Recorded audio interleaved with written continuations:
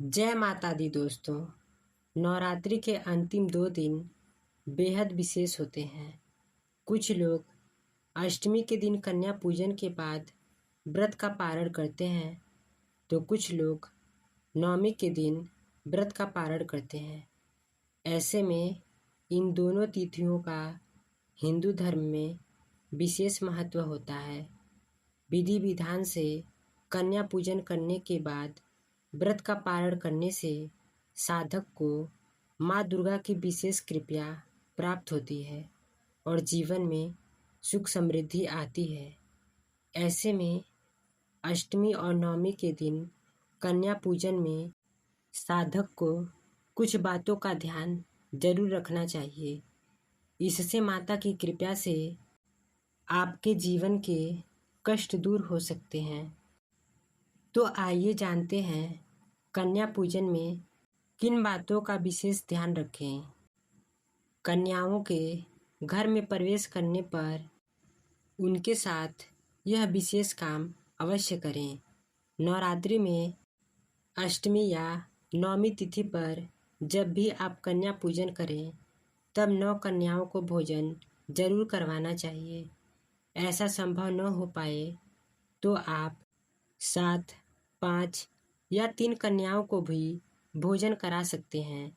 जब कन्याएं आपके घर में प्रवेश करें तो सबसे पहले अपने हाथों से उनके पैर जरूर धोने चाहिए।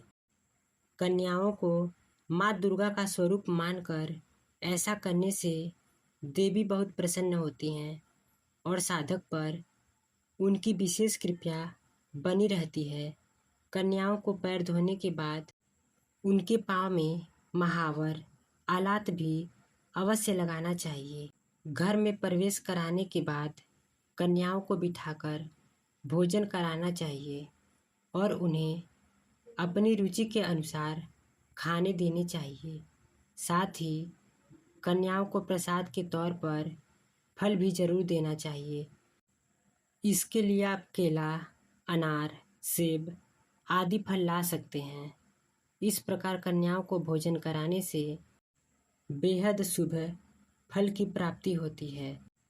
मान्यता है कि कन्या पूजन में कन्याओं को लाल रंग के वस्त्र भेंट में देने चाहिए, क्योंकि देवी को यह रंग बेहद प्रिय है। ऐसा संभव न हो पाने पर आप उन्हें लाल रंग की चुनरी भी ओढ़ा सकते हैं। साथ ही श्रृंगार का सामान जैसे बिंदी, चूड़ियाँ, लिपस्टिक आदि भी उपहार के तौर पर देना चाहिए। 9 कन्याओं को माँ दुर्गा के 9 स्वरूप मानकर ऐसा करने से देवी बहुत प्रसन्न होती हैं।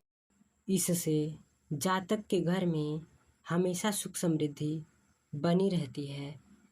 अष्टमी या नवमी पर कन्या पूजन में कन्याओं को एक वस्त्र में चावल, सिक्का, दूर्वा, हल्दी की गांठ और एक फूल बांधकर जरूर देना चाहिए।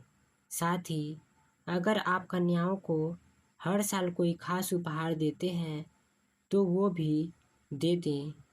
ऐसा करने से माँ दुर्गा की विशेष कृपा परिवार के सभी सदस्यों पर बनी रहती है और आपको जीवन के दुखों से राहत मिल सकती है। जब सभी कन्याएं भोजन कर लें और आप उन्हें उपहार आदि दे दें, तब पूरे परिवार के साथ सभी कन्याओं के चरण छूकर प्रणाम करना चाहिए। साथ ही उनसे आशीर्वाद भी लें।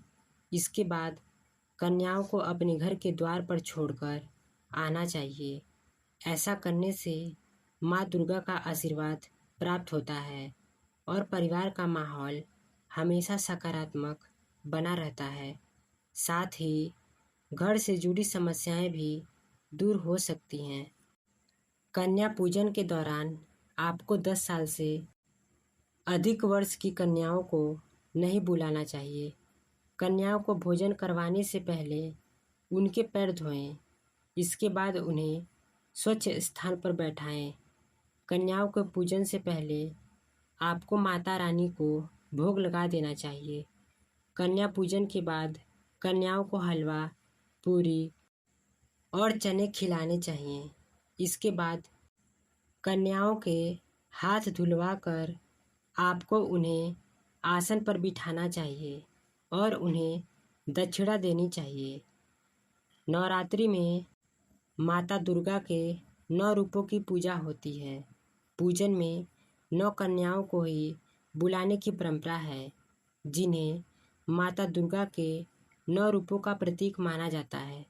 इसके साथ ही एक बटुक भी कन्याओं के साथ होना चाहिए, जो भैरव का रूप माना जाता है।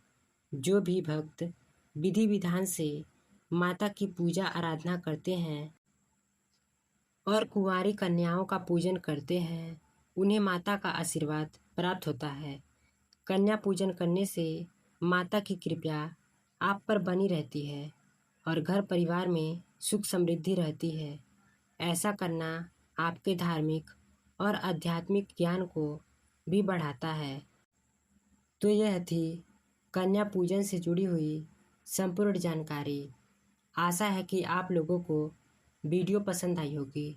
अगर ऐसा है तो वीडियो को लाइक, कमेंट, शेयर करें और चैनल को सब्सक्राइब करना ना भूलें।